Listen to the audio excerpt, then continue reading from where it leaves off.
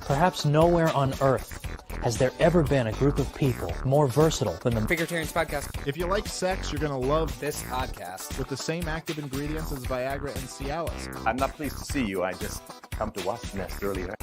There are so many of us who have so much to say to women, and we don't. Why? Because we're scared. Yes, Fakertarians. I am so mad about the content you put out. Dave is mad. Don't be like Dave. Be happy and listen to this episode of the Fakertarians podcast.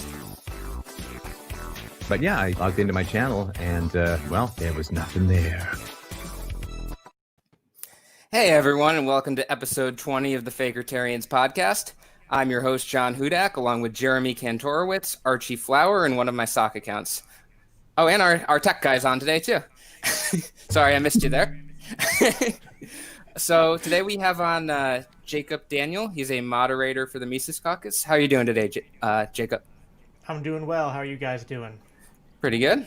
Pretty good today. Pretty good. So before we get started, you want to tell us a little bit about yourself? Sure. So I've been a libertarian loosely for a few years now. I consider myself an anarchist, also a Christian. So I actually do also run a Facebook page called Daniel3 Biblical Anarchy. And I also know the people in the Mises Caucus because Luke, Mike, and a lot of them are all from my neck of the woods over here in PA. And so I've known about them for a while and been loosely affiliated. And then in the past month, they asked me to come on as a moderator for the Facebook page to help with the monitoring the posts and the inflow of new members and stuff to screen those and whatnot. So yeah, I mean, I'm, my that's me in a nutshell, basically. Christian anarchist, and yeah, as we already said, part of the Mises Caucus loosely. I'm not. I don't do much else besides that. I mean, I support them monetarily and I help with the Facebook group, but other than that, I'm not heavily involved as far as like I've not done anything besides that, unless you count going to conventions. I think it counts. But based on the last time we had a member of the Mises Caucus on, I'd just like to start this episode by reminding you that we're not responsible for any 38-minute videos made by comedians or podcasters about you coming on our podcast. Okay. Oddly standard waiver that we have. Is that because of Josh or? Yeah. Okay. Yeah. So we got to get started with a serious question. What's your opinion of the Mighty Ducks 2? I honestly have never watched the Mighty Ducks 1 or 2, so I can't give you an honest take on that. You have some homework then. No, Okay. I mean, Go watch it right now. Okay. We'll Like this very live moment. Stream it. Live stream it. That's just going to be the whole podcast. I do know the comment you are referencing. And, yeah. Lou Rockwell writing about that. Yeah, I haven't read the article either, to be honest. That's something I've heard said. But I mean, if you want to give me the general gist of it and have me react to it, that's fine. But I don't know much about the movie or exactly what Lou was trying to say in his article. The general gist of it, and maybe I'm being biased here, but I think I'm portraying it pretty accurately. This was in the Rothbard-Rockwell report. It was back in I think it's early to mid-90s, was that the Mighty Ducks 2 was anti-white. He talked about how, and it makes you hate your people or something like that. He talks about how there were it was Minnesota, but it was like minorities playing hockey and a girl, and then like the team they were going against was from Iceland, which is like all white or whatever, and then like they learned hockey from black kids in California or something like that, and he acted like that was I don't know, anti-white, anti-white Hollywood propaganda. I won't ask you to give a full take on it without reading it or something. Don't forget that there was a brunette. There was a brunette. There was the brunette. He chose the brunette instead of the evil blonde Iceland lady. It was just ridiculous. The whole thing is almost comical, which is kind of why we just bring it up randomly all the time is just because how comical it really is. Also because I'm Bob pretty wrote sure it. if you read it, you would just probably laugh at it too. Oh, Bob. I mean, in general, I think that, it's easy for us to get caught into one extreme or the other. Is there sometimes anti-right sentiment in mainstream media? I would say that probably does happen. I could maybe, given some time, cite some examples. Is it something that I lose sleep over, or I think is especially problematic? Maybe not as much as others. So, I mean, but yeah, as far as the Mighty Ducks go, unfortunately, I can't comment on it. That's a bummer.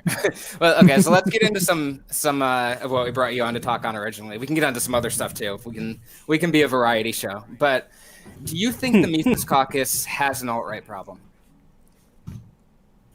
No, not any more than maybe libertarianism as a whole, where I think that there is sometimes a little bit of a tendency by people on the right, loosely, to kind of use the word libertarian. I mean, the word is used by people like Ben Shapiro, and then also people like, what's his name? His name's escaping me. The one leftist college professor who's a famous left anarchist. Can't remember his name. Chomsky? Yeah, Chomsky. So, I mean, like, loosely, this word libertarian is used on left and right. And honestly, left and right are kind of clunky terms. I mean, if we're going to be serious, anarchism, libertarianism, those are kind of left-wing in the traditional sense. If we're talking about where those terms came from, referring to like the French Parliament, the right was for the monarchy and the left wasn't. So, those labels sometimes to me kind of fall short, and you kind of have to define them, how they're being used in the conversation. But yeah, I don't think that the Mises Caucus specifically has an alt-right problem. I do think that libertarianism as a whole is sort of a movement and a term that is used and hijacked by multiple groups, and the alt-right being one of them. Would you say there's alt-righters in the caucus at all? I mean, in the caucus, as far as actively participating in, like, on the ground doing caucus actions? Sure, or either way. Yeah, like I mean, because if we were going to define it by in the group, like in the Facebook group alone, well, then I would say probably, because the group has a lot of members, and just statistically speaking, in a group of over 6,000 members, I'm sure there might be, a half a dozen to dozen, like, serious alt-righters, and maybe some others that are on that spectrum. But, I wouldn't find that surprising. As far as those who are actively involved in the leadership or who are on the boots to the ground, I would expect that to be less. I don't think a lot of people who would identify as alt-right or who have those mindsets are honestly doing much in the, like, LP and running for election, or that the Mises or are going to long-term find themselves at home within the Mises Caucus, would be my opinion. So I'm going to bring up some specific examples. So if we're talking about in the actual leadership, boots on the ground, there's an Ohio State coordinator. I don't need to name its name because it's not important. We've posted about him before on our old page before it got taken down. He's a fan of Jared Howe. I think a lot of people that listen to this podcast would know a little bit about Howe, but for anyone who doesn't know, he co-hosted Cantwell's podcast while Cantwell was in jail after Unite the Right. He's constantly railing against Jews. Like, if you turned on his podcast, there's going to be a bunch of racial slurs and Jewish slurs and all that. Right. I know the person that you're referencing, and he is on record saying that he doesn't agree with the anti-Jewish stuff that those people say, but he likes some of the other things that they say. And personally, I don't follow either of those guys, but I've interacted with him on several occasions, and although I don't agree with everything that this particular organizer says, I haven't found enough to be able to condemn him as being alt-right in terms of and before we get any further, I mean, how are you defining alt-right? Because, that's a term that is a little bit slippery as well. I agree it's a slippery term. It's kind of like this mix of people, dissident right, nationalistic, very anti-immigration, very white identity politics. Anti-enlightenment is probably a term for a lot of them. There's a lot of different characteristics kind of mixed together, and I would say someone if they have most of the characteristics, I'd probably call them that. I mean, because I know that there are some libertarians who are for closed borders or at least not open ones, because it's not always like that's sometimes a false dichotomy. Like because the border doesn't have to be totally closed or totally open. You can have an infinite amount of steps in between that. Some libertarians who are for a more closed border or maintaining somewhat of the status quo are sometimes construed as alt-right because they have, perhaps some nationalistic concerns or some demographic concerns. Well, I mean, I'd argue that demographic concerns and immigration restrictions and nationalism are like pretty key characteristics of the alt-right. I think that those can be, but I think it depends on the flavor and the intensity. I think that someone who has like your plain old Republican voter, like would say, I'll use my dad for example, and I don't think my dad is alt-right.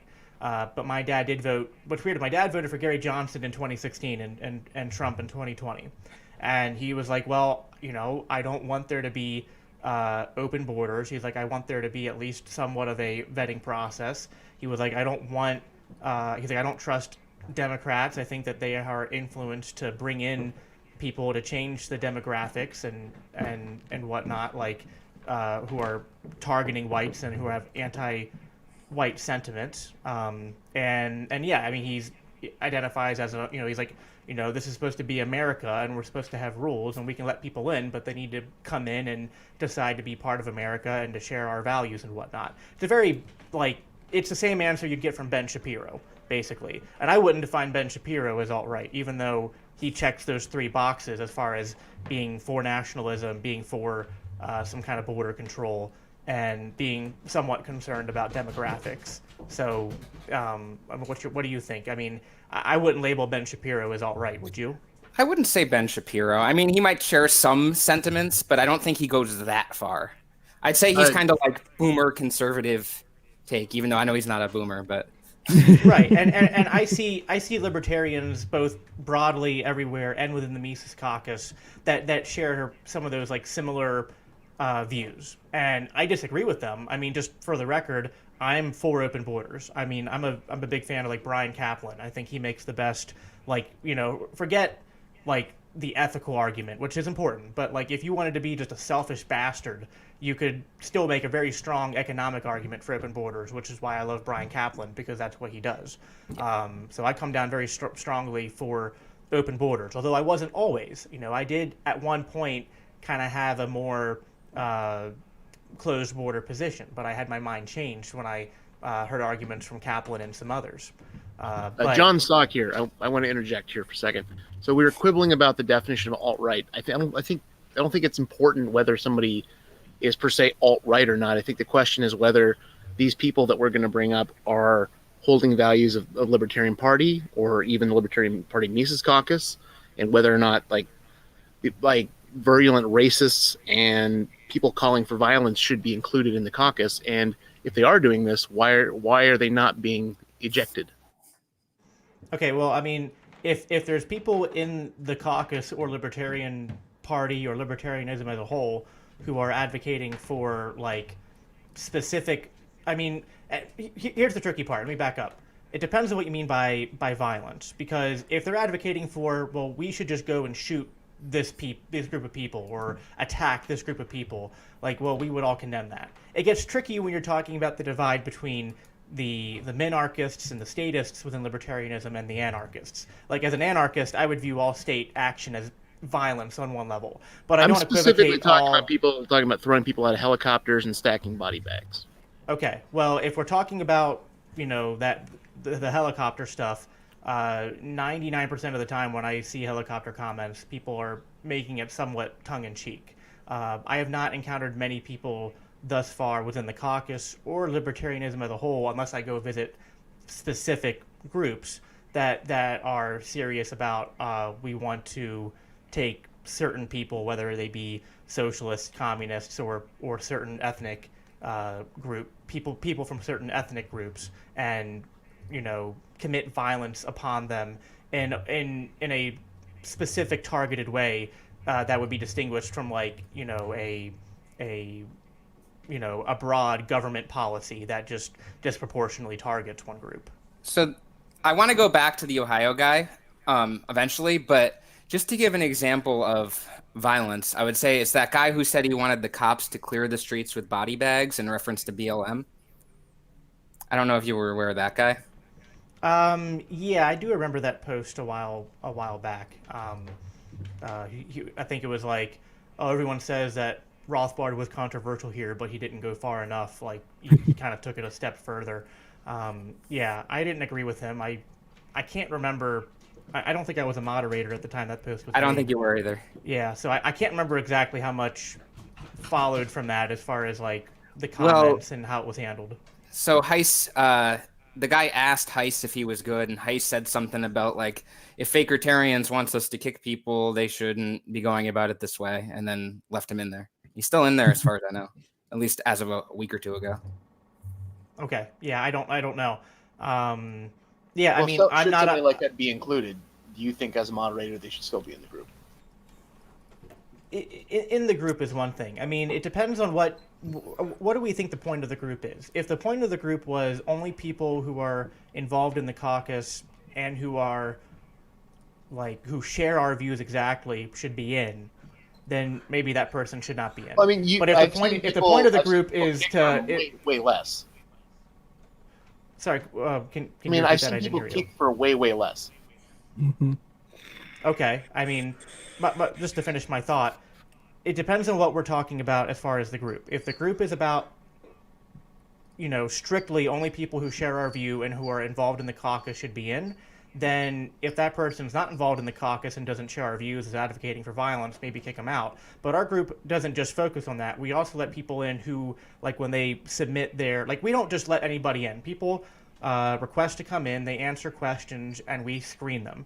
And I think that's how you guys did it when you were a moderator, John. It's not just an open policy. Right. And some people, they say, well, we're just, we looked at you guys and you look interesting, but we want to come in and learn more. So we're okay with those people coming in, as long as they're not there to stir up trouble. And our goal as the moderators and the caucus is, this isn't a discussion group where our goal is like we're just 100% of the time looking at the things that people say and trying to monitor that content. The group is about promoting the caucus and maybe educating people who are coming in interested in the caucus. And maybe some of those people come in and they have some views we disagree with and some views that might be unsavory. I don't know that the best policy sometimes to dealing with people who might be on that alt-right spectrum is just you said a thing I don't like, so we're going to kick you out of the group. Well, I just find it interesting that like posts about trans rights seems to be more offensive and worthy of kicking people out of the group than, say, somebody talking about stacking body bags of BLM protesters. Can you give me an example? Alec, any pro-trans post? I mean, like, I'm not quite following. You're saying that the caucus reacted negatively to someone who made a post about trans rights. Former moderator, actually. It was Alec, and I'm gonna butcher his last name. Janevsky, maybe. Yeah. He made a trans rights post. Remember, it made Tom Woods butthurt, and then off he went. And one thing I would interject is is a group fully managed by the LPMC not a reflection of the LPMC? Right. It depends on what you mean by a reflection. I mean, and what the purpose of the group is. If the purpose of the group is these are members of the caucus and the group is only for caucus functions, well then maybe, but that's not the sole purpose of the group. The group is it has people who are involved in the caucus, but there's people who don't do anything, that are just there to kind of observe, and they heard about the group and joined, and are interested in learning more, or at least kind of watching it and seeing what's going on. Why do you think it attracts those kind of people? I mean the alt-right kind of people, or the immigration restrictionists, the demographics people. We can quibble over what the definition of alt-right is, but why do you think those types are joining in the first place? Well, let me just frame this a little bit. I don't think that you're doing this to be deceptive, but you're framing it in a way that sounds a little weird. I don't think that our group targets those people more than it targets other people. I mean, the vast majority of people in our group are not alt-right. We're not attracting. It's not like it's not like we set out to make a libertarian group and then suddenly we didn't realize, oh, our group is 90% alt-right, like Trumpians or bordertarians, and they've taken over the group. I wouldn't say 90%. It's a relatively pretty small percentage. We mostly attract people who are Ron Paul style libertarians, and we even have people that aren't necessarily from the Ron Paul school, that are interested in joining and being involved. So now, to get to the actual question you asked, why would I would put it this way, why do some people who are on that alt-right spectrum that we kind of loosely defined look at the Mises Caucus and want to join? Well, there are some commonalities. A lot of these people tend to be anti-war. They tend to be, closer to us maybe from a economic standpoint. And some of them might be disenfranchised with the Republican Party, so they look at the LP as a whole, and they find a caucus that's, closest to them, or that other people have mentioned.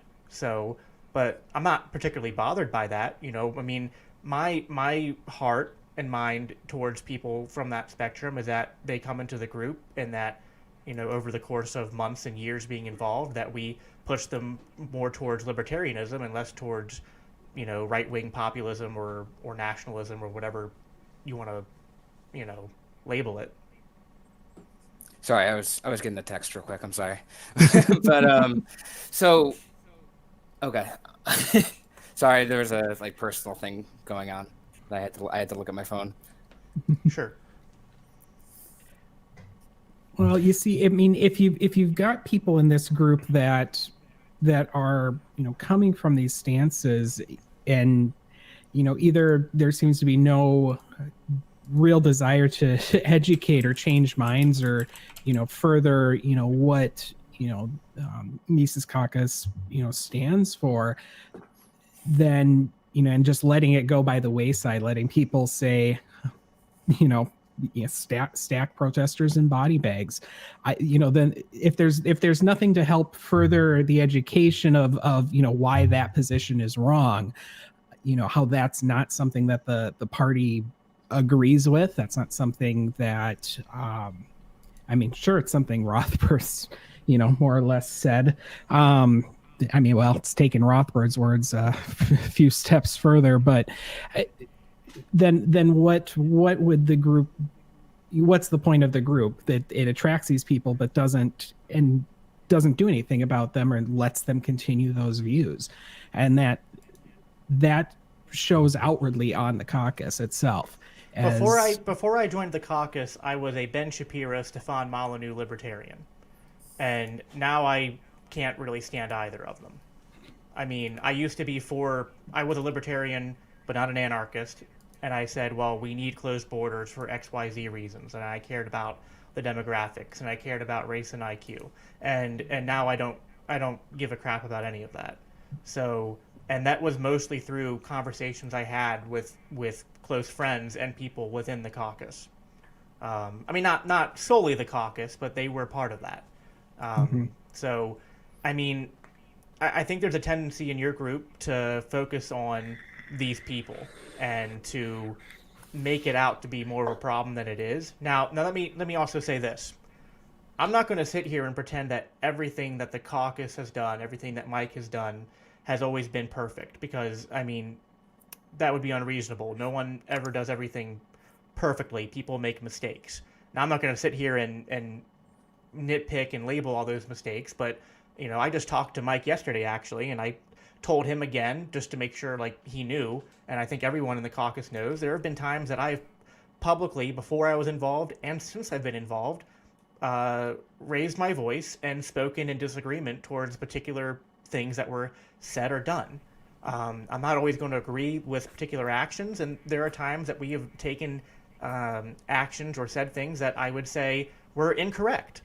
But you know what? Then it's like, okay, we did the wrong thing. We move on. that doesn't mean that I think that the caucus isn't overall a force for good. And if, I think what we have to be careful of is something I talk about a lot in my podcast, which is the nirvana fallacy, which is where we focus on the flaws of something and use those as justifications for not supporting it. And it's like, well, if you're going to do that, I can only respect that if you're going to go out there and create something that is better than that and that does a better job. Otherwise, all you're doing is sitting on the sidelines, in my opinion, and saying, well, we don't like this group because they don't do these things correct. It's like, okay, no entity, no force, no action in our lifetimes is ever going to get everything right 100% of the time. Now, that doesn't mean you should settle for anything, but I do think that it'd be hard for you guys to make a argument on balance that the Mises Caucus is a negative force in society broadly, in the Libertarian Party broadly, or the Libertarian movement broadly. I would have a hard time being convinced of that argument. So, Arizona, you go first. Yeah. So what happens when, say, somebody in the caucus can openly talk about, stacking people in body bags, BLM protesters? They're not punished for that. They're not ejected. They're not warned by moderators if there's something wrong. But somebody that brings up, or somebody that disagrees with, say, Heiss on immigration, or somebody that posts something about trans rights gets booted. Like, what kind of incentives are being created in that group? Mm-hmm. What kind of message are the moderators sending if that thing is allowed and this is not?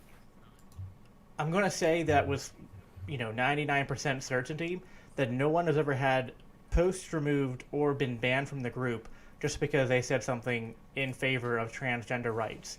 Now, does that mean that they were removed for good reasons? I don't know. Perhaps it was a pride thing. Perhaps it was a misjudgment. Like they thought that person was there just to stir trouble and not actually provide productive discourse. Without having the actual examples in front of me, that's all I can speculate about. But I've seen, as a moderator, I've seen comments and things about transgender rights, and I haven't seen any disciplinary action made towards that. There are people, there was someone talking about transgender rights in one of our Discord or Telegram chats earlier today, and making fun of or speaking negatively of the people who speak against transgender rights.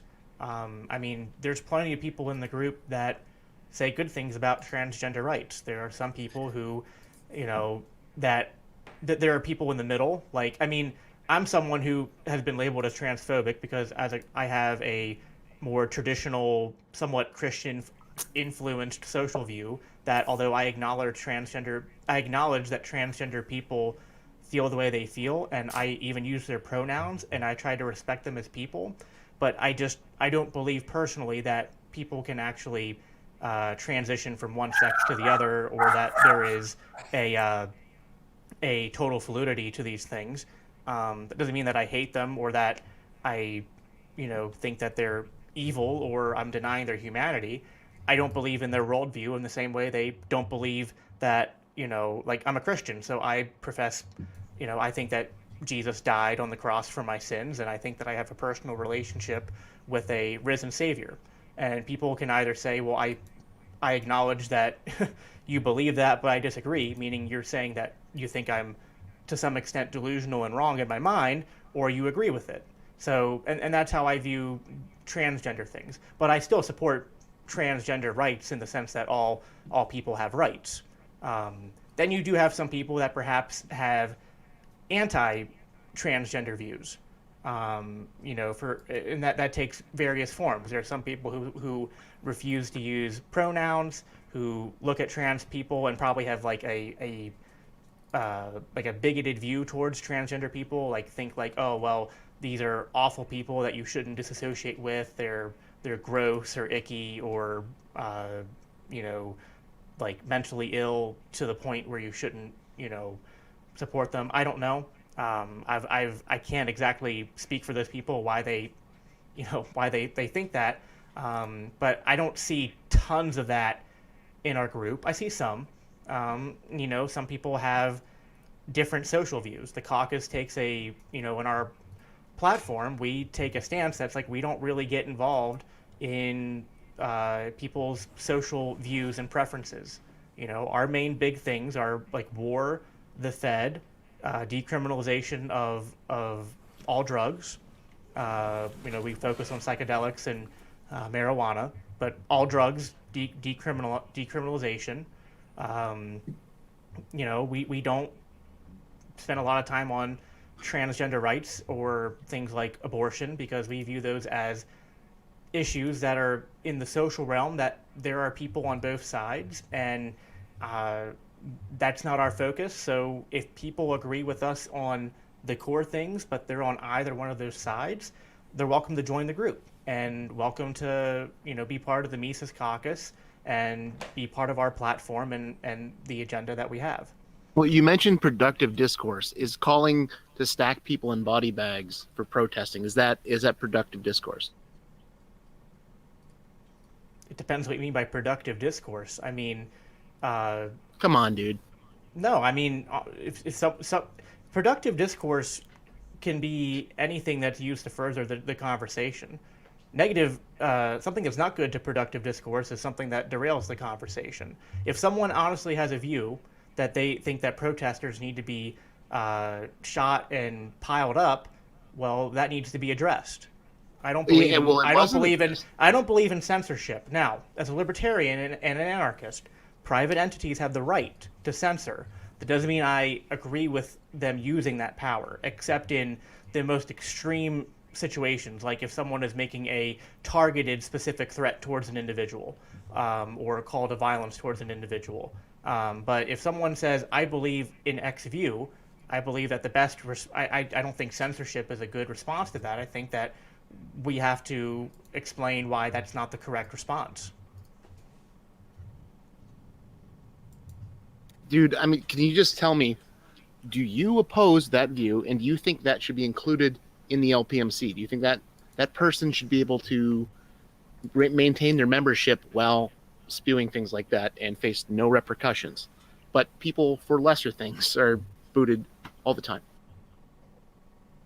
I don't think that someone should be booted just for making that comment alone. I would have to look at the history of their comments, the context of when that comment was made, the whole body of work of that person, and make a judgment call. But we haven't even gotten the swastika guy yet. Well, let's handle one thing at a time. As far as me personally, I'm not in favor of violence against protesters. Although, if people are going from protesting to rioting in the streets and burning down, people's houses and businesses and stuff like that, I believe in the ability of people to defend their property or to defend their neighbor's property. Now, proportionality and justice is important. So, I mean, if someone burns your house, is trying to burn your house down, I think you have the right to stop them. I don't think you have the right to then go track down their house or business and burn that down. You know what I mean? So, I mean, yes, things need to be balanced and reasonable. But yeah, I mean, without having citations in front of me, I can't get, I'm not going to make definitive comments beyond what I can speculate. And if someone's saying, let's say they said this comment about stacking bodies in the streets, and they're referring to the rioters, well, I think that they are going too far, but I don't believe that it is wrong to use defensive force against people that are going around committing acts of violence against the broader community. You had spoke earlier. Oh, sorry, Archie, go ahead. Jacob, I understand you're an anarchist, but let's assume for hypothetical sake, you run for mayor of a fairly large city and you win.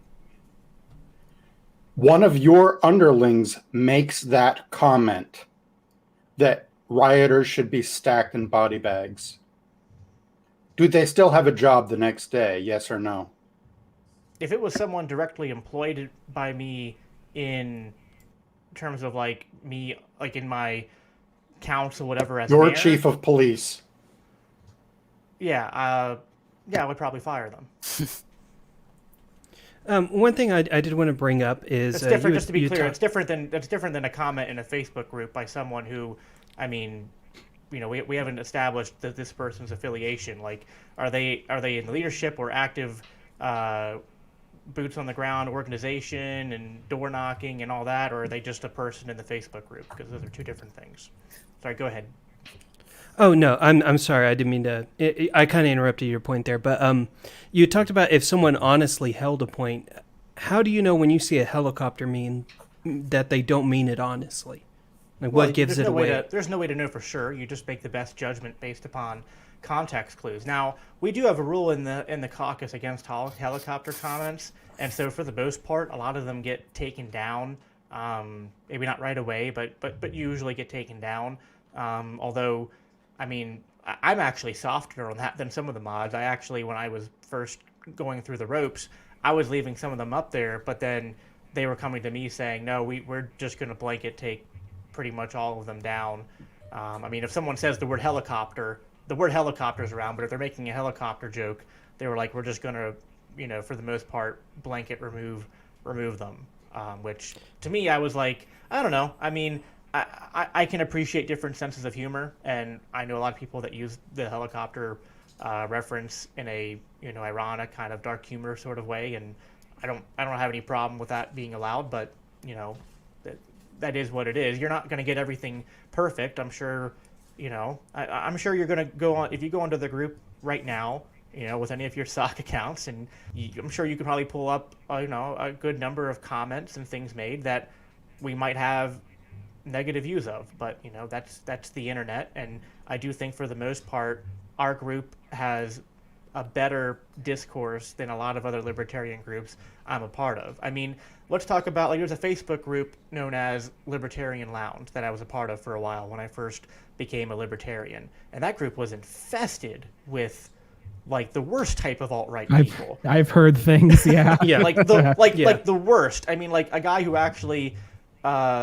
literally every day, it made me laugh. He got on every day, made a comment of 4 paragraphs of anti-Semitic garbage, and then ended it with libertarian AF. Like day after day, this ensued. But I knew the moderator and the admin in charge of that group, Benjamin Crookston, he's not alt-right. I mean, I'm not good friends with Benjamin, but I've known him a while just over Facebook, and it's I don't ever associate the bad actors in his group, with him or the group at large. Now that's just a chat group. I understand the Mises Caucus is a political organization. Maybe you hold them to a slightly higher standard, but I think that we beat out a lot of these groups as far as the rhetoric made. Now, I do think that because of what Fakertarians has done, that people in the caucus have been put in this position where it's just human nature. When a lot of people get on your case and say, you need to do this or else, because if you're not doing X, that means that you accept X, you agree with X. There's a tendency by people to go, well, no, fuck you, I'm going to do what I want. So I do think I think you guys are actually making the problem worse, in my opinion. Now, maybe you should say, well, we should, be adults, be the bigger person, but whatever. People are going to be people, and people tend to be very reactionary, very shallow, and prideful. And so if you're going to have a group like Fakertarians who's constantly targeting the Mises Caucus and you're making these posts on a weekly basis, screenshots of all those people, take these people down, you're not actually making persuasive arguments from a good faith position. At least it's not received as a good faith position. It's not like you're coming alongside them saying, hey, we love the Mises Caucus, we noticed these comments and thought they were a little weird, just wanted to bring it to your attention. No, you guys are coming in a very demanding way, very accusatory way. It comes across as being bad faith. Just let me finish. And okay. You're going to get the reaction of, well, no, who are you to come in and demand we do something? We started out that way. Nature. Maybe it started out that way, but it hasn't been that way for a while. And Hudak's muted. Hudak, that's my observation. Your mic isn't working. Hold on. I You think hear me now? Kodak Sorry, has I had to. something. Sorry, I had to Yeah. pop out for a second, guys. But I'm back now, so I'll be back to paying attention. So when I was in the caucus is when I actually started bringing up some of these concerns. It was with Jesse Miller, the Europe is for Europeans guy, the guy who said that libertarians need to do more about race as it relates to IQ, social cohesion, and criminality. He was basically dropping like. I want to go on a tangent for a second and say that not every like alt-right or racist or something is going to be running around with like a pointy white hat or something like that. Like some of them just kind of beat around the bush, and that's what Miller was doing in here. And I brought it up to Heiss. Like, I don't know what else you could think by libertarians need to do more about race as it relates to criminality and IQ and social cohesion. And I brought that up to Heiss. He doubled down on defending it multiple times. I left the caucus over it. I made a post about it after leaving the caucus over it. He doubled down on it again. A couple days later, we found some screenshots of him, of this Miller guy ranting about Jews and how Jews run the world or whatever. And he was eventually kicked then. But it seems like it's more of an optics thing to me than it is actually caring about what this guy thinks. Because it was pretty obvious to me for a while. Yeah, from what I remember of the Jesse Miller thing, the first slew of comments that he made where you wanted him to be removed, the Europe is for European stuff, Heiss interpreted that as he has different social preferences. Yep. But then later, it's just a cultural preference. Right. No, I'll be honest. I mean, I'm going to side with Heiss there for the. He's just culturally a white part. separatist, guys. I have no problem in the libertarian sense with people who say, hey, in a free society, I want to associate with my own ethnicity. I mean, I don't see a problem with that. Blacks do that all the time. Asians do that all the time. Hispanics do that all the time. My dad was a missionary as a pastor growing up, so I actually visited a lot of all black churches, a lot of all Hispanic churches, a lot of both abroad and here. You know, a lot of these people just stick to their own. They exercise a preference. I mean, the LP has a problem with it, in that we have the bigotry as a rational and repugnant plank. I think that's 3.5. So wait, are you saying that anytime black people of color say, I prefer to date and be within my own... Date isn't you can't choose who you're attracted to. But if you're saying, like, I don't want to be near him, he's X race, I think there's an issue with it. No, I mean... Well, listen, there's two different types of ways we can go with preferences. I should clarify, I was talking about preferences as far as two things: where they live and like who they marry and have kids with. It doesn't mean that they hate other ethnic groups or that like if someone. I mean, listen, we were a white family going into these communities. We weren't ostracized. They didn't kick us out. But you know, they clearly have you know, kept to their own. You see this in other countries even, where people express certain pride in their heritage, their nationality, their ethnicity. Now, personally, I don't care about any of that. I mean, you know, I would never be driven to exercise those kinds of preferences. But I can't find any libertarian reason to condemn it. Now, as long as the caveat being, as long as there's no violence associated with it. And you know, obviously, if there's a big difference between people saying, I want to date and live within my own ethnic groups and saying, I want to take the state and use that to create a nation state of only this ethnic group. So in that same thread, Miller was talking about how he wanted to ban all immigration to the U.S. Right. This gets into banning immigration isn't the same thing as like, well, we're going to round up. It's violence against. Yeah, but this is why earlier I said, how are we using violence? Because as an anarchist, well, yeah, I view all state action as violence, but I'm not going to sit here and say anyone who has anything to the right of an open border position, any level of border control by the state is therefore, unlibertarian and should be disassociated with. But what level would you say they should be disassociated with? Because there's a difference between Ellis Island and someone saying no immigrants at all. Mm-hmm. I don't quite understand the question. I associate with people not on really levels. I mean, that's kind of a weird way to put it, I think. I was saying what level of immigration restrictionist do you think is should be in the LPMC or the LP in general? Well, listen, the Mises Caucus specifically does not have a position on immigration. So, I mean, that's just it. They say, listen, they just, war, the Fed, decriminalization of drugs, criminal justice reform is one of the things that we focus on. These are what we focus on. Like, it's a political action group. If we made every single thing our focus, we wouldn't get anything done. So the group, when it was formed, they said, we're going to pick the topics that we view as being the most vital that we want to focus on. That these are the ones that we're going to say, here are our views, and we will push the LP to take these views, and we're also going to form issue coalitions based upon these views.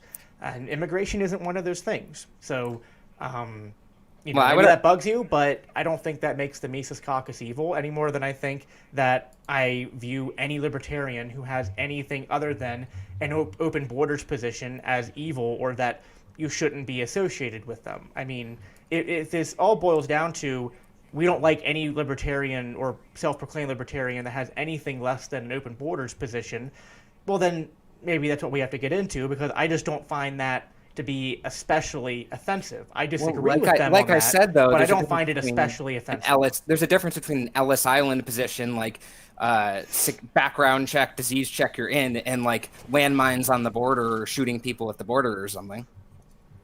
Well, yeah, obviously, and I would advocate, in a pragmatic sense, if we're going to have a state border, I would advocate for as least, as the littlest amount of force involved in that border. I would not want landmines or guns pointed at people to keep them out. If I may, I have a little bit of anecdotal evidence on this. What I find, like, even if I wasn't an anarchist and I went with a minarchist sort of view, I have a friend who lives in cartel-controlled Chihuahua. And the only reason it's cartel-controlled is because of our war on drugs. And I know that the LPMC would say, well, we just need to fix the war on drugs. But even then, I realize that that's not going to fix it immediately. The cartel is going to disappear eventually. But he would love to come back to the U.S. He was an illegal immigrant. And the fact that we keep him out of the U.S., to me, is a form of violence. It's us saying, no, you live with the mess we created. That's your problem. I don't know. Even in a minarchist sense, I just don't see this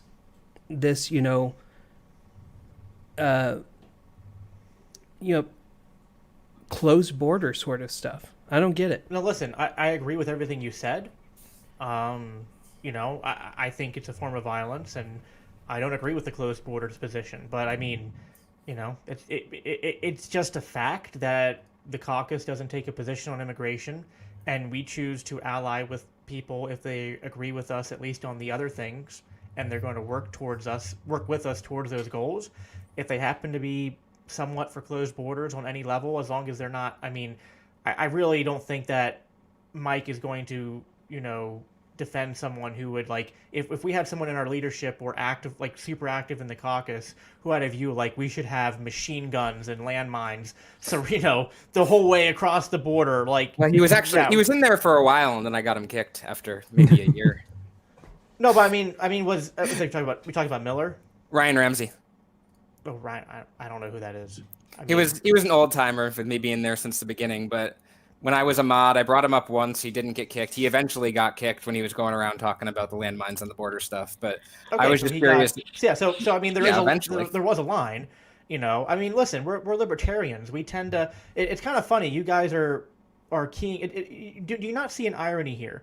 You're keying in on the caucus for not being really targeting the people who are for closed borders, but really, like, we have a controlled border into the caucus, but like what we're doing is we're exercising restraint in terms of, like, we want to bring as many people in and allow them to be in to the largest degree possible, because listen, I'm a libertarian and an anarchist, and my goal is to convince as many people to care about liberty and to share my views as possible. And if where you draw that line of, like, where you kick them out, maybe we all have different preferences, but the caucus has a line, and they say, listen, we'll tolerate it up to this point because we want people who at least see something here and maybe like it.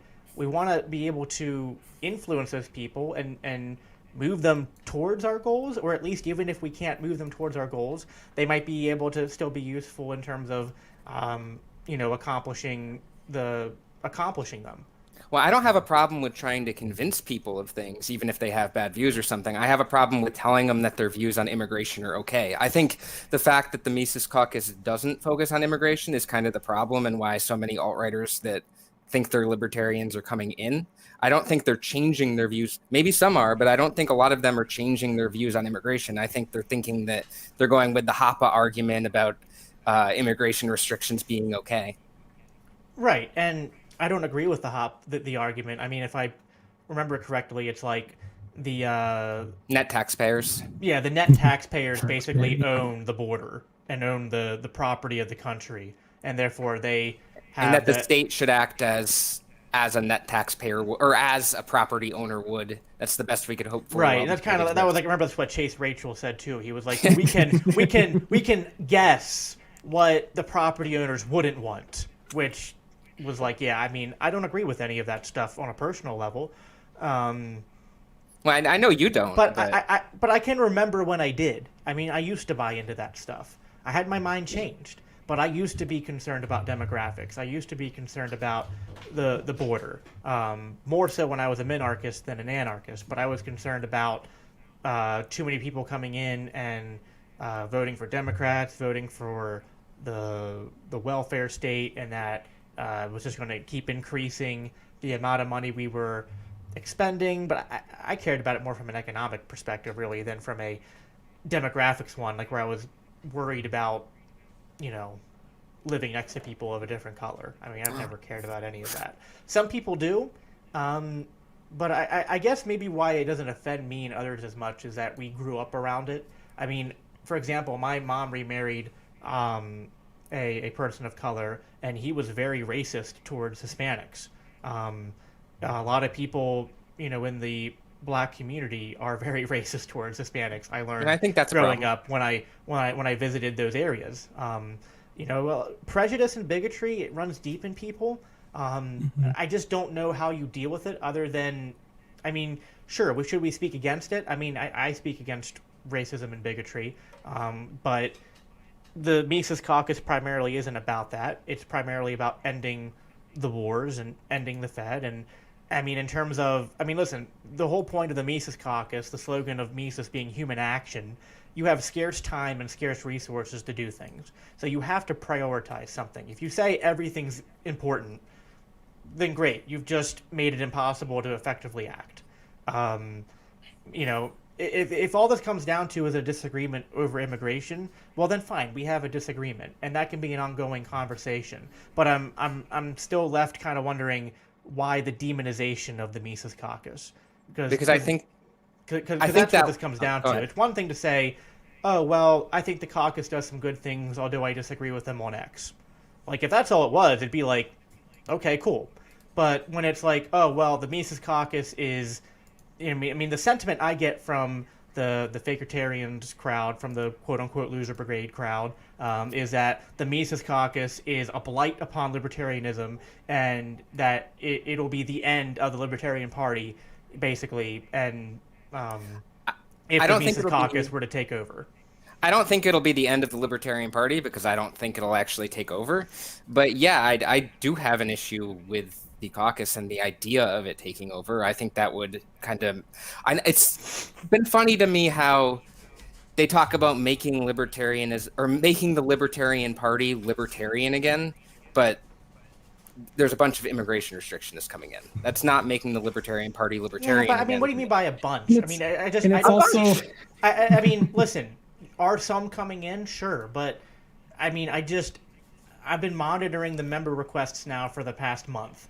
I have not seen now listen, some of them request to join. You know what's funny? That actually Jeff Douglas and Mike and Luke, when they were sitting me down, said, listen, we screened through their profiles, and if you see, they even told me straight up, if you see a bunch of stuff that's just pro-Trump and pro this and pro that, probably don't let them in.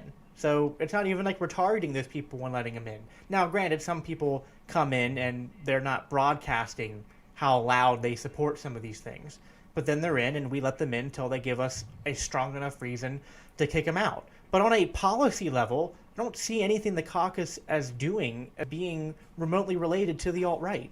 Like, I don't see it. So sure, maybe there's some loose tolerance and affiliation on like a very low, like broad level in terms of like social media, and like these people will come into our groups, and say some things. But just on a policy level, both within like the LP and in terms of what the LPMC is trying to do in the the local, state, and federal level, like I don't see an alt-right agenda here. So I'm failing to see where I need to be concerned or disassociating myself and joining your side and criticizing them. Like, ending the wars, ending the Fed, decriminalizing drugs doesn't really scream alt-right to me. So there's more to it than just on a policy level. But if we're talking on a policy level, Heiss has talked about wanting to get rid of the immigration plank from the Libertarian Party platform. And that's not making the Libertarian Party libertarian again. That's allowing a bunch of Portarians in. And I think that would be an issue. I think immigration is one of the biggest issues with the state. Immigration restrictions, rather. Mm-hmm. I'm probably not on board with that as much. To be honest, I'm okay with removing the abortion plank. I'm not as okay with removing the immigration plank. Although I also don't think, listen, if you ask me, do I think the immigration plank should be removed? I would say I don't think it needs to be removed or should be removed necessarily. But that's also not enough for me to think the caucus is like something that I shouldn't be a part of. Again, going back to what I said earlier, right now the Mises caucus, in my opinion, is the best caucus in the LP. And now I don't put all my eggs in one basket. Now I'm actually at heart more of an anti-political anarchist, and it's even out of my nature to be involved in the the Mises caucus as much as I am, just as a Facebook moderator, because I've always been very skeptical of political action, period, in terms of a pathway to liberty. But I also believe in division of labor. So there are some people who are going to be more on the route of agorism and trying to resist the state through counter-economics. There are going to be people who are out there educating people and raising their kids to be libertarians. And then there's people like the Mises caucus who are out there trying to do things on a political level. And to me, it's like, well, I want to be involved somewhat on all three levels, because I don't want to just count one off. Even the one I think is the least likely to succeed, if there's still even a chance, I'm not going to just scoff at it. You know what I mean? I'd love to see liberty in, probably not my lifetime, but heck, if we could see liberty in my grandchildren's lifetime or my great-grandchildren's lifetime, that would be amazing. So I'm not going to discount anything. But in terms of then the political level, I think the Mises caucus is doing the most and is focusing on the best issues. It doesn't mean I agree with everything they do. There are plenty of things that I've been vocal about in my disagreement, but the overall message and strategy I do agree with, and the attitude too, because I think that the attitude towards like the division between the Mises caucus and some of the Libertarian Party isn't really on immigration so much. I think it's sort of like the Mises caucus, we tend to look at the LP as, well, we should be out there and we should just be blasting statism, and we should be professing truth, and we shouldn't care what people think of us. I'm happy with blasting statism. That's never been my issue. Yeah, but then there's the more pragmatic crowd of the Libertarian Party. They, I do like Amash, but a lot of the stuff he said over the past month has really irritated me in terms of like just the reinforcement of the worship of the American body politic and government and stuff. That's been bothersome to me. And I don't think that someone who's the face of, like, if Amash were ever to become the face of the LP, I'd have a problem with him saying that stuff even more. Because to me, It doesn't mean I support what happened on the Capitol Hill. Like, they were a bunch of MAGA Trumpers for the most part, just upset about an election. So, like, when that happened, like, I kind of laughed about it and was like, well, what a bunch of idiots for the most part. But at the same time, I didn't then take to social media like the LP did on Twitter and like Amash did and be like, oh, this was an affront on our democracy and how dare they, and like all offended like they were on sacred ground, And I know you guys scoff at the cathedral rhetoric, but I think that stuff is spot on. So, I just don't see enough in disagreement or in negative in that column of the, in terms of the evaluation for me to disavow the Mises Caucus or to agree with the accusations that they're a negative force in these spheres. I mean, I see them. Oh, go ahead. What are your feelings on the fact that a fair amount of the people that you just described as MAGA Trumpers storming the Capitol identify with libertarianism?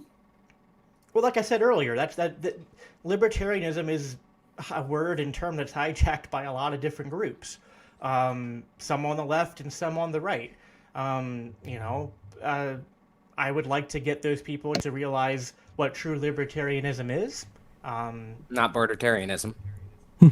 Well, even more so, it's not Trumpism, because I mean my main problem with the Trump and MAGA crowd is the worship of Trump and the QAnon stuff and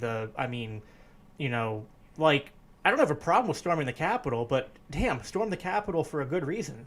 Like, we had 200 years of really good reasons to storm the Capitol, and you're doing it to install a dictator. Like, pick a better reason. Yeah, I mean, but yeah, I mean, we don't need to focus on that. I mean, I don't view, there's not a lot of MAGA people in the Mises Caucus.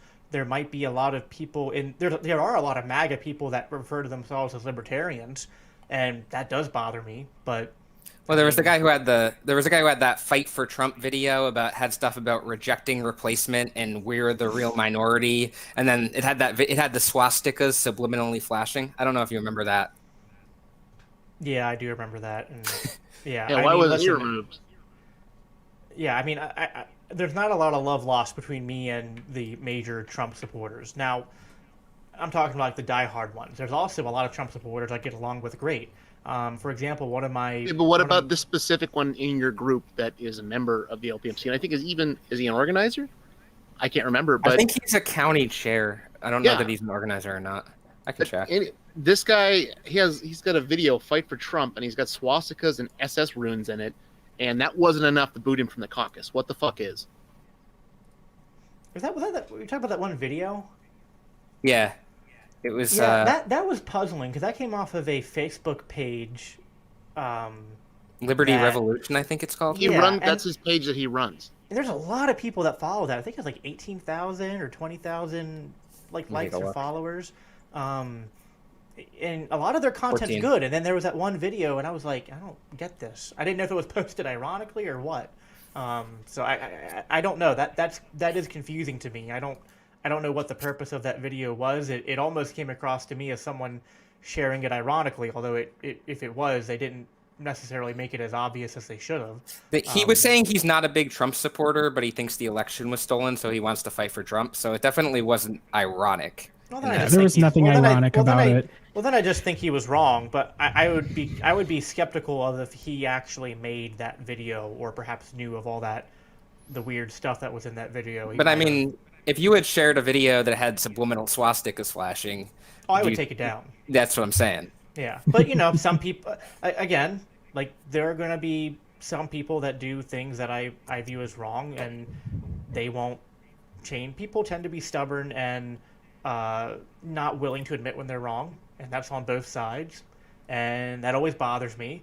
But if I let that, if that was the line in the sand, then nothing would get done, because that's as long as I've been alive so far. Nazi videos aren't a line in the sand. No. What's not a line in the sand is people who are unwilling to admit when they were you're going to be in any group you're a part of. You're going to run into some people that when they make mistakes or they do something stupid, they'll just always be defensive, and they won't. admit they were wrong. They won't take something back.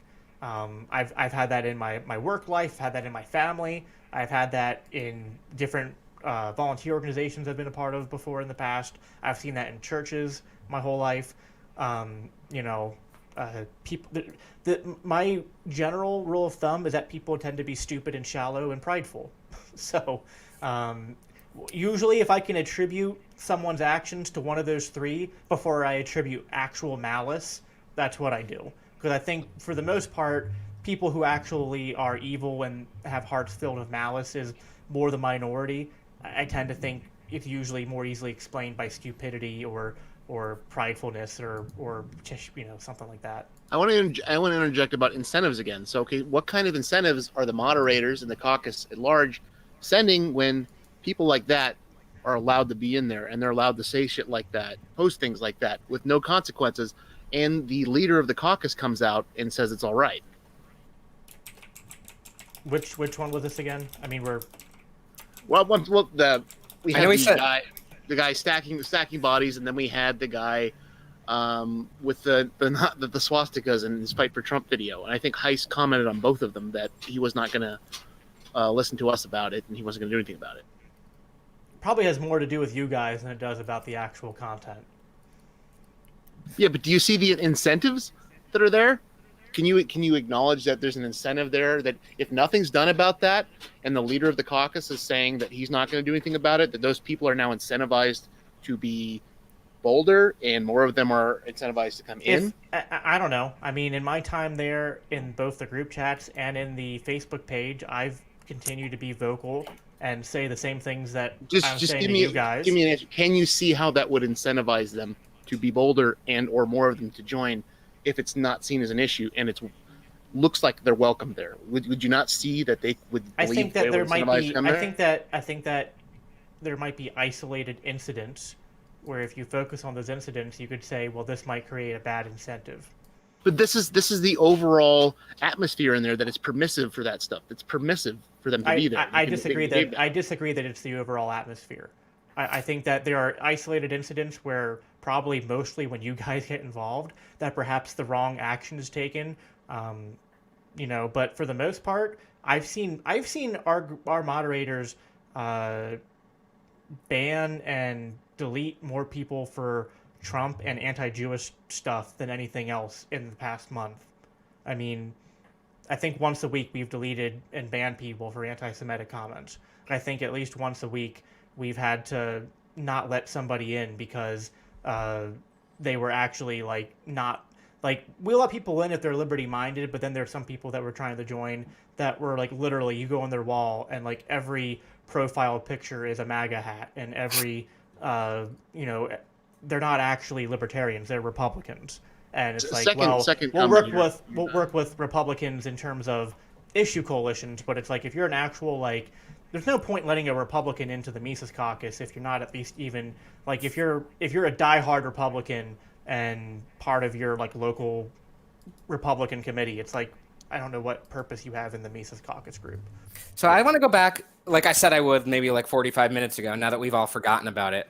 I want to go back to that Ohio State coordinator we were talking about, the Jared Howe fan, who said that he understood where Jared was coming from and wanting to deport Somalis, and said that he thinks Molyneux is right about immigration and police shootings. Yeah, I think he's wrong. I said that to his, not to his face because it's the internet, but I said that right to him. I said, I think that's wrong and stupid. No, I don't think you accept that. I don't think no, but I mean, the problem. How much of a problem can the caucus have with people who? I mean, I'm now a moderator, and I am when people say something that guy said those things, and I said as a moderator to him, no, I think you're wrong for these reasons. I didn't get disciplined for that. I know. I'm not saying you get disciplined for pushing back on it. I'm saying the fact that those sentiments are there is an issue, and those sentiments are in leadership. I mean, from what I understand, I mean, there's a lot of Ohio State. He's not the Ohio State organizer. He's one of, I believe there's 3. Many. Okay, I mean... let me check. Well, if there's 3, why not just get rid of them? You'll have 2 then. But there's 4, just to be accurate. Or 3 then. Okay. Yeah, I mean... I don't think that's those views aren't enough for me to think that he shouldn't be in the caucus. I find it AOC is great. Yeah. I find it funny that you guys are talking about pragmatism and radicalism, but you guys are so permissive about all this shit that can come in that's unprincipled. How are you any different than the prags? When you're letting these people that are unprincipled come in, and you're just like, okay, as long as you agree on this issue, it's fine. I mean, you get a lot of people that'll openly. I mean, for some reason, Bill Weld is like everyone's example of, bad, which is true. Bill Weld was not great. Bill Weld sucks. Bill Weld sucks. Fuck Bill Weld. But like, we can agree on that. Right. There's one thing we can all agree with in this podcast, hopefully, is that Bill Weld sucks. Right. Yeah. But Bill Weld sucks. So you don't try to produce another Bill Weld. You can't do that. And not Bill Weld in a Bill Weld way, but a Bill Weld in a Chris Cantwell way, or something along those lines. It's you can't permit that in a even being in a pragmatic or trying to open people up to the idea of liberty, even if they may have some non-libertarian views. You have to make sure that you address those non-libertarian views and not fester them. Yeah, I don't see them festering. I mean, and when I see people say things that are wrong, I generally get on and comment and try to correct and try to show them where they're wrong. And maybe I don't convince them the first time around, but I didn't get convinced the first time around. I think it took from the time I got into libertarianism, it probably took a year and a half till I really started to disagree with the bordertarian stuff, and then it probably took me I think actually it was only this past year that I actually started to have a problem with guys like Molyneux, although it wasn't so much for his border stuff. I got mad at Molyneux for what I viewed as persistently 100% wrong takes on all the police shootings that were happening. Is where I finally kind of was like, okay, well, you don't even seem like a libertarian anymore. You're coming across more and more just like you're pandering to the Trump crowd, which is sad because he followed the money is what he did. He followed wherever the money went, which is an issue about. Well, there's another thing to bring up. I mean, issue about cults of personality and people that make their money off of telling people what they want to hear. That window starts to shift. Stephen Molyneux has a lot of great content, had not there anymore, but he had a lot of great content. I started out listening to Molyneux.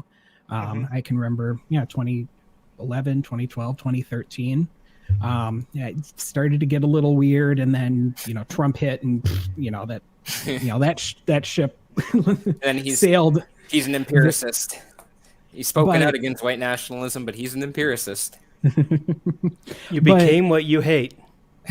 But that's the thing is the cults of of personality tend to do that. That's how they make their living. So they are going to move to wherever it is that people are going to pay them to pander to, whatever their most profitable audience is. And when you begin to center the direction of a group around some of those people, then you start to get issues, because then, people that we've been talking about. Okay, I mean, do you see a problem with that in the caucus? With the hero worship thing, I saw a huge problem. When I was there, but... Oh hell yeah! I think that was. Oh yeah. That's why we got booted. Okay. I have spoken in public criticism of both Dave Smith and Michael Heiss and Maj, and that's all I can remember off the top of my head. But again, it's not like it's not like enclosed. It's not like I'm keeping this all private. It's not like I'm just texting Mike or sending emails to Dave saying, "Oh, I didn't like this." I publicly criticize them. and yet they still brought me on the moderator team. So I don't see a problem of hero worship or anything. I literally remember in the last meeting, Mike was literally like, "Come on, guys! Like, I want feedback. I want some criticism." Now, this does happen. People tend to idolize and sometimes fall into kind of a subservient worship role around their leaders, and that can be problematic. It's not easy to avoid in any group you create, but that's why I think it's honestly, if I asked Mike and Luke why they were okay with me being on, it's probably because they realized, well, Jacob is on our side, but he's also not afraid to provide some useful critiques and feedback and pushback when necessary. And if I was a leader of a group, that's what I would want. I would want people in my inner circle of leadership that would put a mirror up and be sort of like checks to things that I would do, but not coming from a position of bad faith. And all I can guess at is that somewhere along the way with you, John, that at some point it was no longer being received in good faith. And maybe that's like a personality thing. Maybe like, you and Mike have some kind of weird, like personality traits that clash. I don't know. But I wasn't there to witness it, so I can't say for sure. But all I know is that you guys keep on saying, well, if the caucus really wanted to be good and foster this or that, why don't they do these things? And I just keep going, well, we do. But maybe we don't do them perfectly. But I think for the most part, the times where maybe the caucus is the least is like the most reluctant to take action is where you guys are the loudest. And well, I can't ignore that. I mean, correlation isn't causation, but when the correlation is like 100 to 1, it tends to.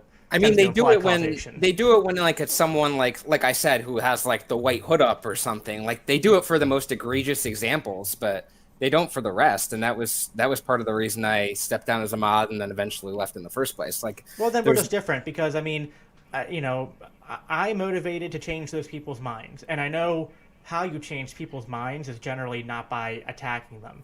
You generally have to build relationships with people and to slowly challenge their views over time. That's how people's minds get changed. They don't get, it's like the death by 1,000 cuts. It's not a single strike or a haymaker that will change people's minds. I mean, for convincing people, yeah, but you don't have to put them in leadership positions to do that. Yeah, but I mean, let's go on the worst takes here. I think right now, even if I was being really generous, we might have 2 or 3 examples at most of low-level people in leadership that might have. Okay, I mean, give me the grand total then. I mean, let's run down. I don't have everyone that's ever said anything. Is it 10? Is it 20? Is it 50? You got Heist going around saying that systemic racism doesn't exist, and that's going to bring in a bunch more of these type of people.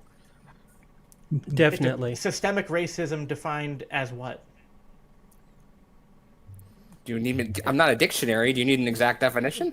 No, I mean, there's systemic racism is used in 2 different ways. It's used to describe sometimes institutional racism, or sometimes it's used to describe racism in the society abroad. So, I mean, are we talking about the state inspector?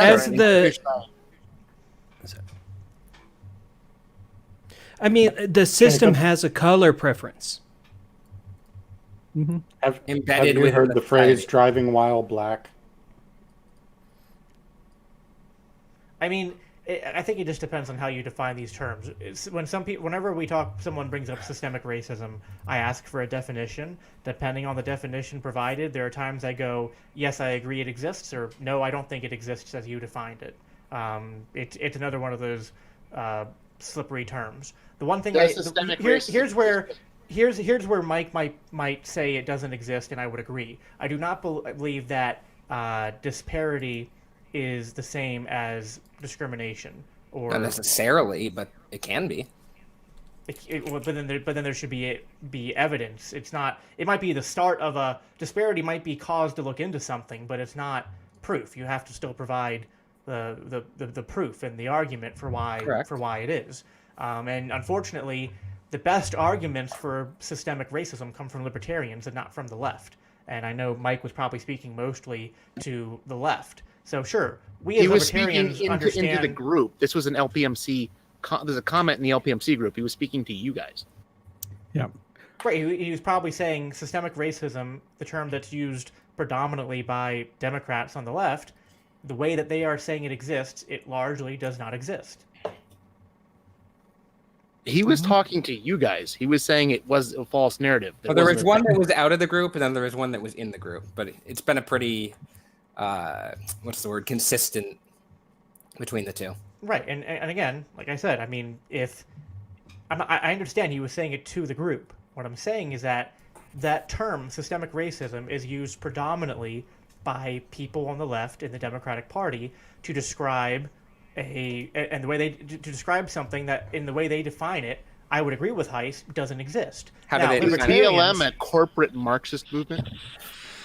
The actual group, like there's an actual group called Black Lives corporate Matter Marxism? that is a self-described Marxist entity. Yes, Black Lives Matter, the sentiment and the broader movement has some Marxism in it, and also it doesn't. Kind of like the Occupy Wall Street movement had some people of Marxist or socialist persuasion, but then even some, but not all, there were libertarians and other people involved in those groups as well. And I don't think that's something that Heiss or anyone in the caucus would disagree with, what I just said.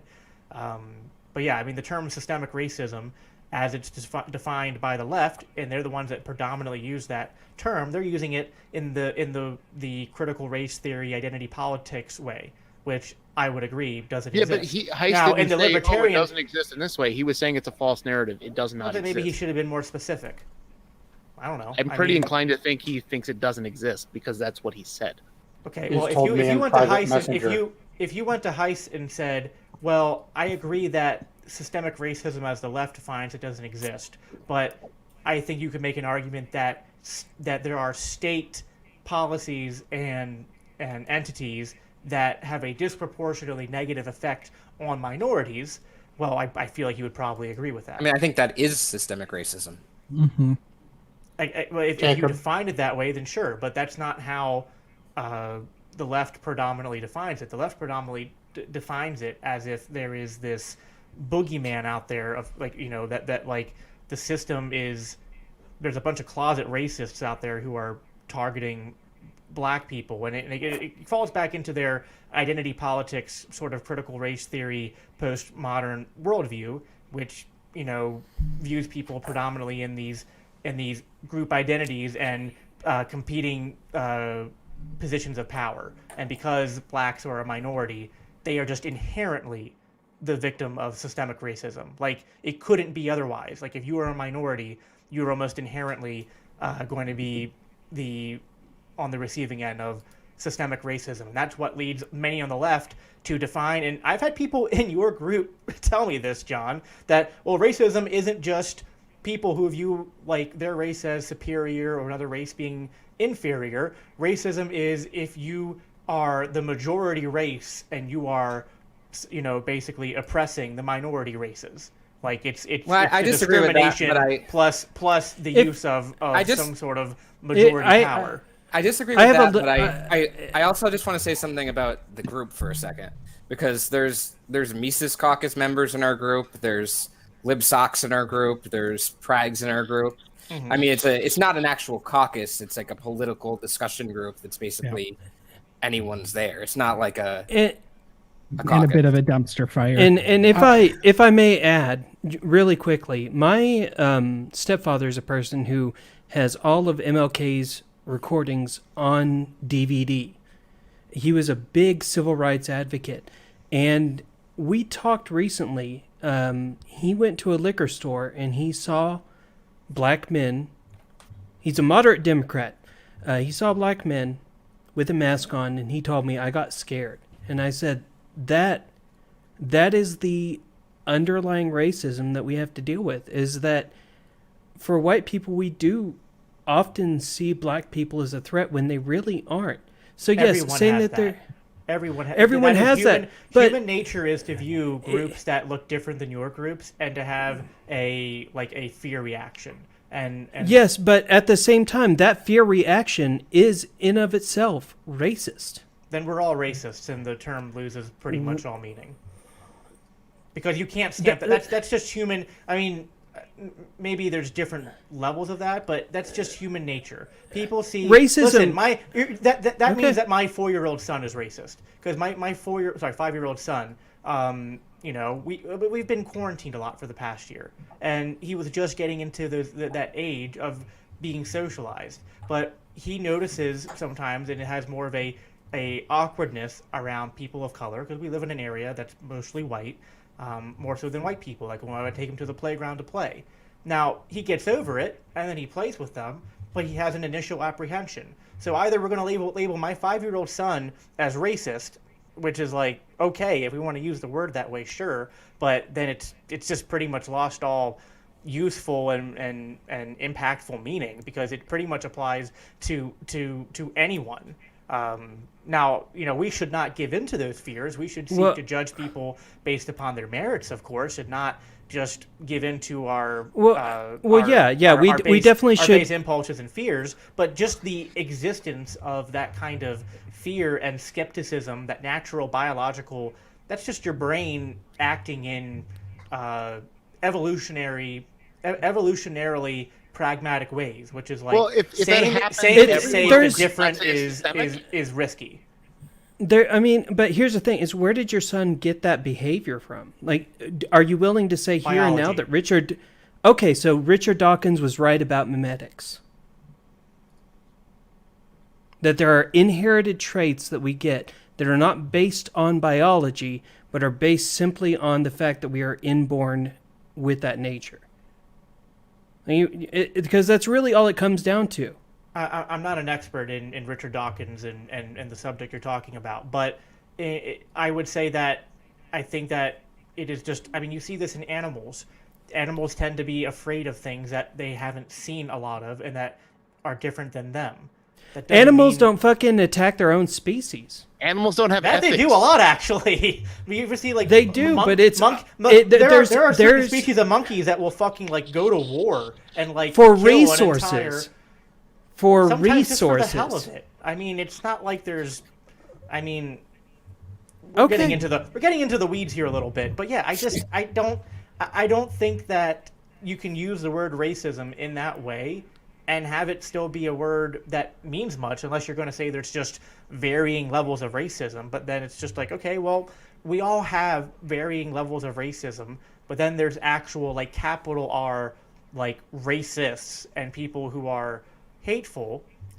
But you know what I care about is action. I care about if people are advocating violence. Now, sure, beliefs can influence action, and like I watched your debate with Dave, Archie, and I kind of understood the point that you were trying to make, which is that, yeah, if someone is racist to the point where they have a negative view of another group of people, and they view that group of people as being subhuman, that makes them more likely to commit violence against that group of people than they would if it was different. But that just means point. Oh well, that's what I thought your point was. Granted that I did not express myself clearly at all in that debate, and if you're a Back to the Future fan, the best summation of the debate from my point of view is when the train goes over the cliff at the end of Back to the Future 3. I'm the train that explodes. So totally I didn't do well in that debate expressing my concerns. My concern is when you redefine what humanity is, what a person is. And when you redefine someone and say they're not human or they're subhuman, you are in effect redefining the nap itself. Well, I don't agree with that, but I guess what I should say is I think that a better argument and a more true statement would be what I said, which is that I mean what you said is similar to what I said. I mean, I think if you I don't think that you violate the nap just by redefining people or groups of people to be less human than you are, because that's still not an act of aggression. But I think what it does is it lends to people being more likely to initiate aggression and violate the nap. I think that would have been a better argument, but we're getting into the weeds here there even. But my point being that I understand the danger and the reason why when you see someone on Facebook or social media and they say something that sounds racist or that is racist, I understand why you want to disassociate from that. But to me, we have two options. We either continue to disassociate with people, or we try to engage in the war of ideas with people. And I am just of the mindset that sunlight is the best disinfectant, and that letting people into your group with their stupid ideas and then allowing their stupid ideas to be challenged is better than just saying you're not allowed in here the first time you say something stupid. Insofar as, like, there's a line, but it's better to err. I would rather err on the side of letting more people in than kicking more people out. Sunlight is the best disinfectant, and that's what Fakertarians operates on. That's why we look at the LTMC. So here's, I mean, we're going to have to wrap this up soon because I'll have to go soon. But I think the last thing I'd like to say would be, or like the last subject I'd like to talk about is, I think the problem with Fakertarians is not that it's wrong to call out bad ideas. Where I think you guys have gone way too far is that you've decided to become like, we're gonna pick a group of people or specific leaders within the group of people, and then we're gonna make it our mission to consistently, ongoingly attack and target these people to whatever your end goal is, to discredit them, to maybe deplatform them, or get people to not support them. Whatever. I don't know what your end goal is, but it just seems to me that isn't especially helpful. I don't view, like, I'm sorry, maybe this will be where we have harsh disagreements, but if you view Dave Smith or Tom Woods or Michael Heiss as being extremely problematic, that we need to be kicking them out of, or either kicking them out of the libertarian movement, or saying you're allowed to be identified as libertarian, but you have some bad ideas and you need to sit down and stop trying to do anything, I just disagree. I think that while I have disagreements with all three of those people I just mentioned, I think they are overall overwhelmingly positive forces within the party, within the movement, and I'm honored to be part of a group that is allied with them and that's fighting to do the things that we're doing. And I don't think it's bad to point out bad ideas and to challenge them. But Fakertarian seems to be bordering more on the, well, let's target people and deplatform them and become this major opposition group towards the Mises Caucus and those associated with it, more so than just like, oh, well, when people say something that's not libertarian, we're going to challenge it. There's a way to challenge ideas in good faith and to maintain good relations with groups and people. You don't have to burn bridges down and create a silly ongoing rivalry. Well, here's one thing I will say about some of those people that you mentioned. Michael Malice has made a post saying that trans people are crazy because they take hormones. And I can tell you, as a person who has to go to an endocrinologist regularly, that's not the fucking case. It's just not. So either he is trying to mask his transphobia or his lack of understanding behind medical science that no one would agree to, or he's just plain dumb. And I do think he is problematic. And Dave often suffers from that same sort of mentality, is that these people are just crazy. And it's like, no, they're not crazy. I don't even know where to start with them. So that's just my point. I'll cede to Jeremy now. Yeah, and well, you say deplatform. Nobody's trying to deplatform anybody. I know it's something they like to throw out because, well, they make money off of having podcasts or running a pack. But to have such a platform and try to lead people in and make them feel comfortable as part of libertarians can embrace them.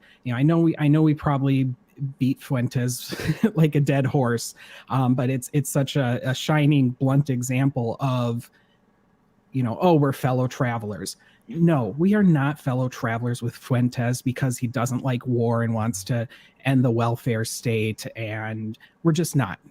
He has different ideas and outcomes, even though we have the same ideas, the outcomes are not the same. It's not libertarian. It's not fellow traveling. You know, I'm not a fellow traveler with Ilhan Omar, because we have a lot of the same, ideas about, social policy or, or civil liberties. I mean, we do, but I'm not a fellow traveler with her. So you can agree with certain things. You can, you can say, yeah, that's right. Yeah, I totally agree. Wouldn't necessarily sympathize, although I believe Dave usually means empathize, but I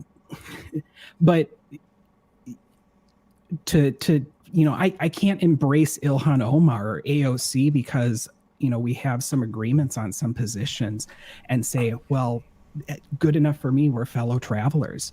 And that's the problem. They view that as wanting to deplatform. No, Dave can have Fuentes on his show and do what he wants and have his show and say what he wants. I don't care. But when he starts trying to bend and twist libertarianism when it's not, that's where the problem is. Is Dave Smith alt-right in your opinion? No. Okay. So, he's alt-right adjacent.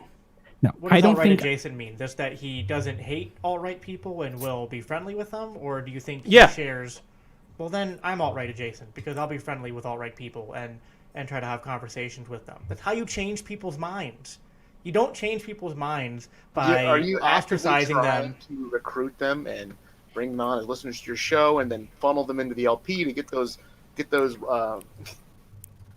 Yeah, the heist bucks. Sorry, I didn't quite hear all that.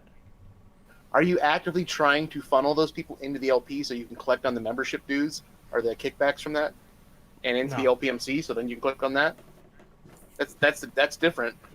Right, that's different. I'm that's the difference. I'm not actively trying to bring people. I'm not, as a moderator, I'm not actively targeting alt-right people and bringing them in and then trying to get their money.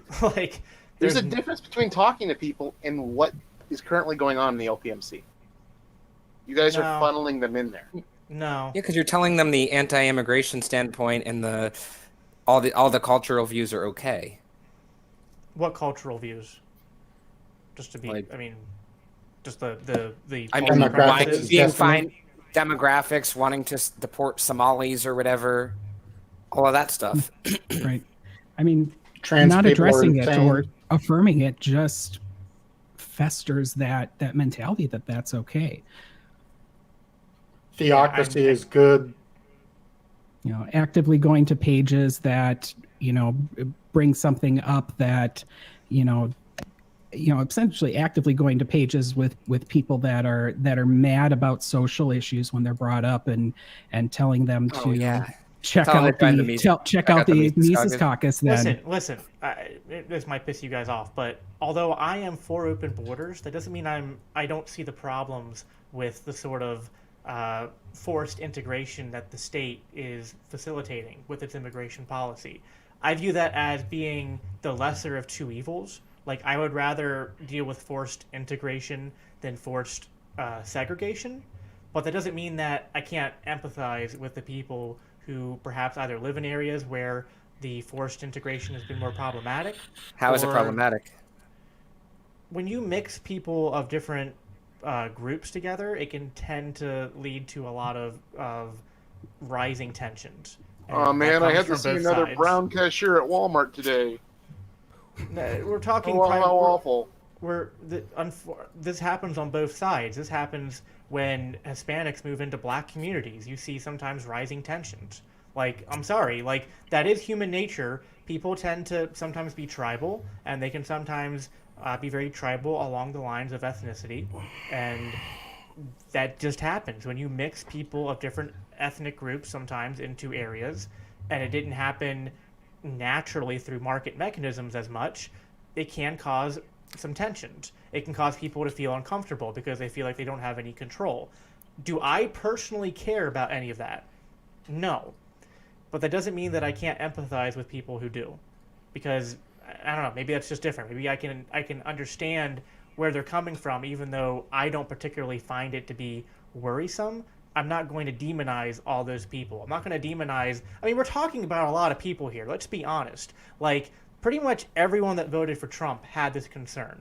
So are we going to say that half the country, approximately, or even if we're low estimate, at least a third of the country, that they're basically like, you know, evil, racist bigots, and there's no hope for them, and that they're all illogical, stupid, and irredeemable? Or can we say we think they're wrong, but we can understand what is going on in terms of how they're reaching their conclusions, and the best way to reach people is through discourse and building relationship. And yeah, maybe you bring them in when they have a lot of bad, flawed ideas, and that sometimes make them is state how coordinators.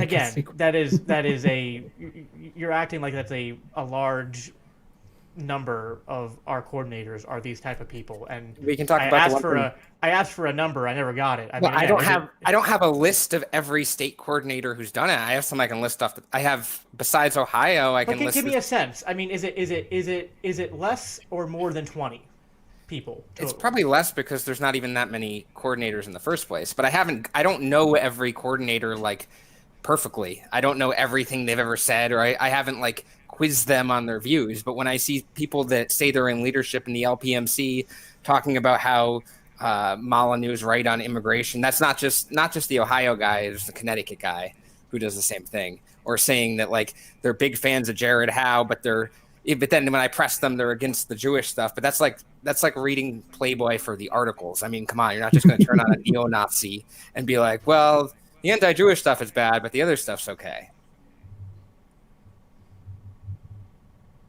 Yeah, I mean, I'm sorry. I mean, in my interactions with the people in my state and in other states and the groups, yeah, I mean, you find some alt-right adjacent sentiments.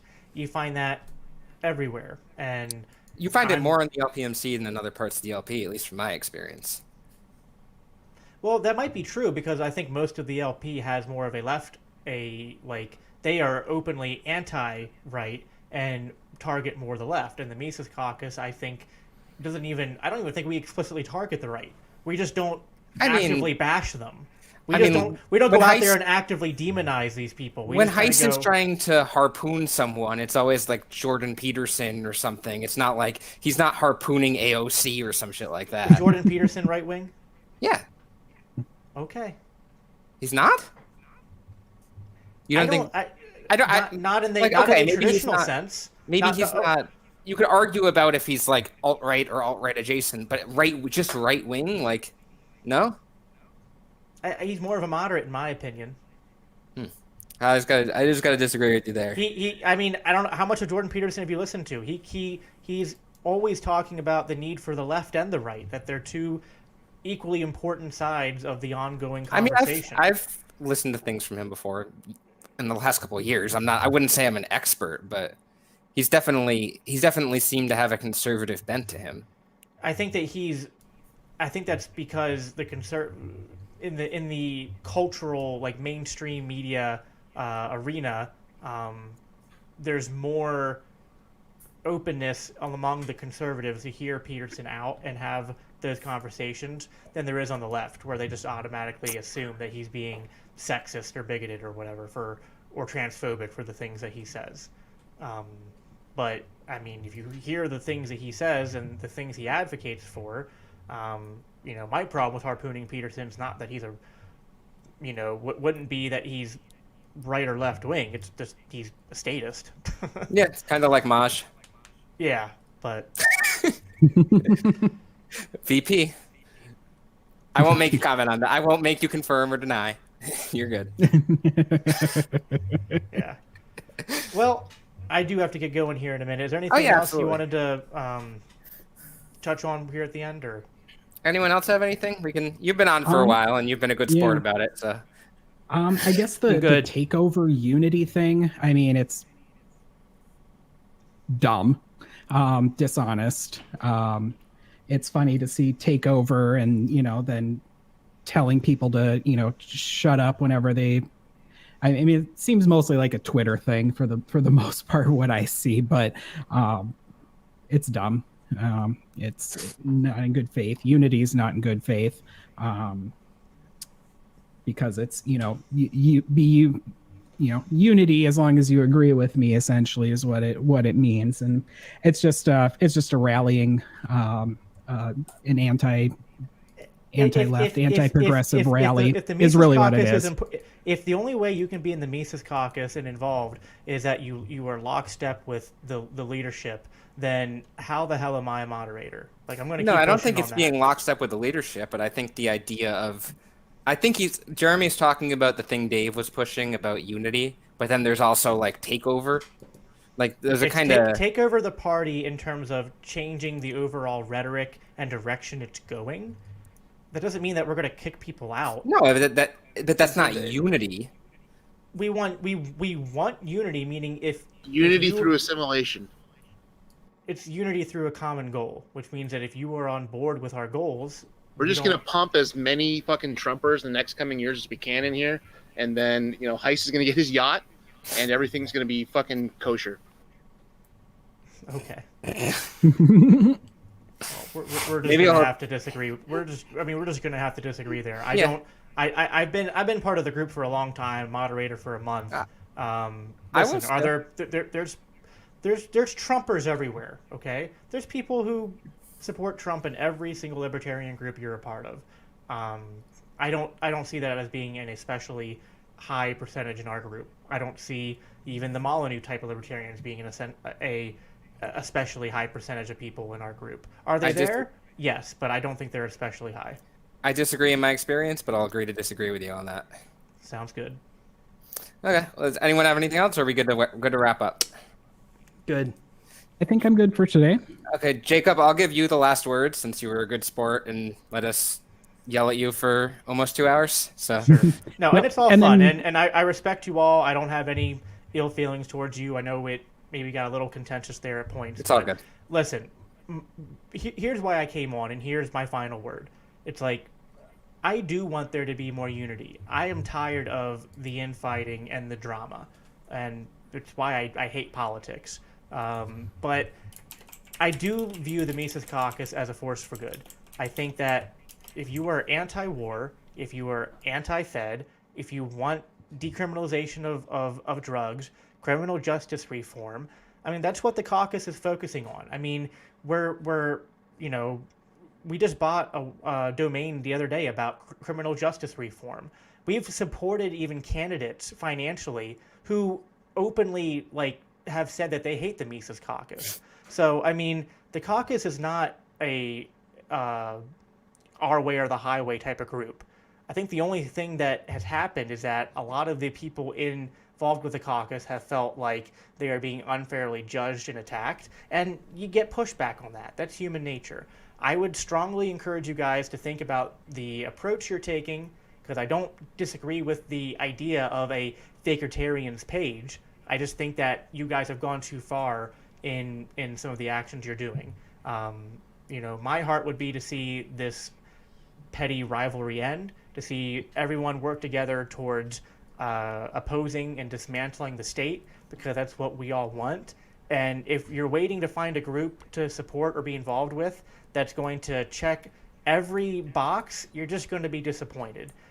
If you're not willing to reach across the aisle with people who have different cultural views with you, then you're going to be disappointed, because that's going to happen in a free society. You're going to have people who have different social, cultural, religious, even economic views than you. And you either have to start learning to tolerate that now and to build bridges with those people now, or you basically, I feel like you guys are the ones that are actually saying it's the our way or the highway. But that's just my opinion. I appreciate you guys having me on, at least letting me defend the caucus and to air my views. I respect you guys for that. And yeah, that's it. All right. Well, let Heist know he can call me anytime.